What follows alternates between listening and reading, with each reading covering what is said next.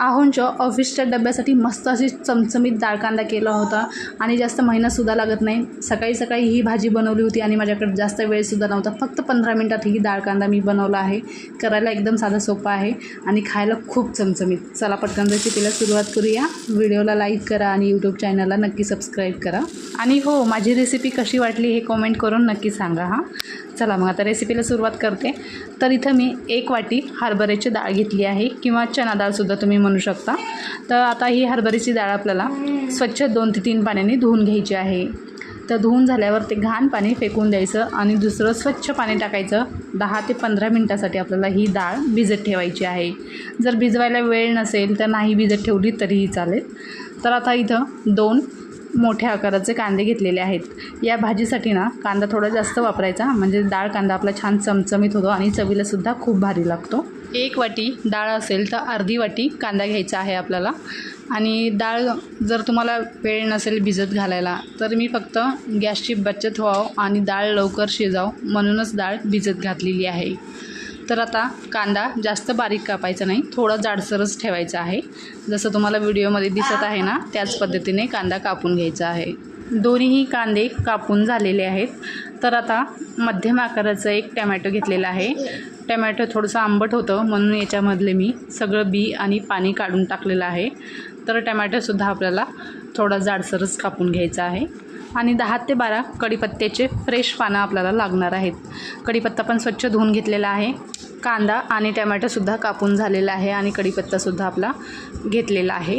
तर आता आपल्याला इथं मिक्सरच्या भांड्यामध्ये 10 ते 12 लसूण पाकळ्या, 1 इंच आल्याचा तुकडा आणि थोडीशी स्वच्छ धुतलेली कोथिंबीर घ्यायची आहे। हे पाणी न टाकता आपल्याला वाटून घ्यायचं आहे। तर मस्त असं मिक्सरला वाटून घेतलेलं आहे, तर बघू शकता। तर आता त्याच मिक्सरच्या भांड्यामध्ये 4 ते 5 खोबऱ्याचे तुकडे मी ताव्यावर भाजून घेतले होते, ते सुद्धा आपल्याला मिक्सरला पाणी न टाकता वाटून घ्यायचे आहेत। तर आपण जास्त मसाल्याचा वापर करणार नाही आहेत, कमी मसाल्यामध्येच मस्त अशी चमचमीत भाजी बनवणार आहोत। तर वाटण आपलं सगळं तयार झालेलं आहे। आता कुकरमध्ये 3 ते 4 चमचे आपल्याला तेल टाकायचं आहे। या भाजीसाठी ना तेल थोडं जास्त वापरायचं, म्हणजे आपला डाळ कांदा खूप चमचमीत बनवून तयार होते। आता तेल छान कडकडीत गरम झाल्यावर त्याच्यामध्येच आपल्याला छोटा 1 चमचा मोहरी, छोटा 1 चमचा जिरं, 10 ते 12 कढीपत्त्याचे पानं आणि जे आपण लसूण आलं वाटून घेतलं होतं ना ते सुद्धा टाकायचं आहे आणि छान आपल्याला हे खमंग असं परतून घ्यायचं आहे। आपण जेव्हा कोणतीही भाजी करतो ना तेव्हा तेल छान कडकडीत गरम होऊ द्यायचं आणि कडकडीत तेल गरम झाले की मगच फोडणी द्यायची, म्हणजे फोडणी छान खमंग असं भाजीला बसते आणि चवीलासुद्धा छान लागते ती भाजी।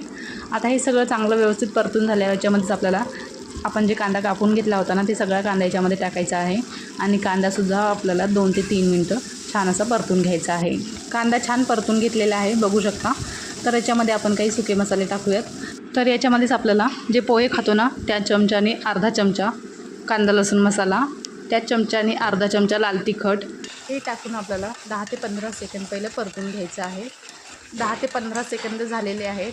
तर याच्यामध्ये जे 5 रुपयावाला दुकानावर मिळतो ना सब्जी मसाला, तेच मसाला इथे मी वापरत आहे। ते 1 छोटा चमचा टाकणार आहोत। ते टाकूनसुद्धा आपल्याला पुन्हा चांगलं मिडियम गॅसवर हे परतून घ्यायचं आहे।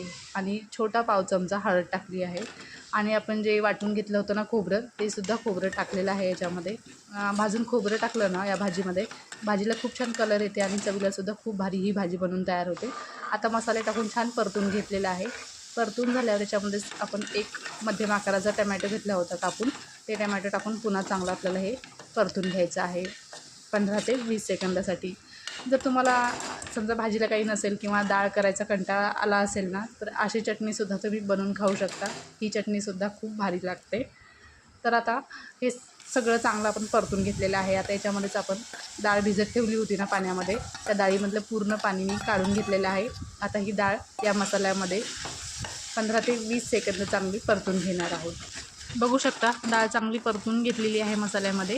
आता याच्यामध्येच आपण 4 वाट्या गरम पाणी टाकणार आहोत। 1 वाटी डाळीसाठी 4 वाट्या पाणी एकदम परफेक्ट आहे, कारण आपल्याला डाळ ना जास्त सुकी बनवायची नाही, थोडीशी अशी लपलपीतच बनवायची आहे, म्हणजे चवीला छान लागते। तुम्हाला एकदम कोरडी पाहिजे असेल ना, एकदम सुकी भाजी बनवायची असेल ना तर 3 वाट्या पाणी टाका। तर मला थोडी पातळ पाहिजे होती म्हणून मी इथं 4 वाट्या पाणी टाकलेलं आहे। आता चवीप्रमाणे मीठ टाकायचं आहे, व्यवस्थित मिक्स करून घ्यायचं आहे। गॅस एकदम कमी ठेवायचा आहे आणि कमी गॅसवर आपल्याला 3 ते 4 शिट्ट्या करून घ्यायच्या आहेत. आता 3 ते 4 शिट्ट्या झाल्यानंतर बघू शकता डाळ आपल्याला 100% शिजवायची नाही, फक्त आपल्याला 90%च डाळ शिजवायची आहे. मस्त असा चमचमीत डाळ कांदा आपला बनवून तयार झालेला आहे. नक्की ट्राय करा. रेसिपी कशी वाटली नक्की सांगा. Okay bye.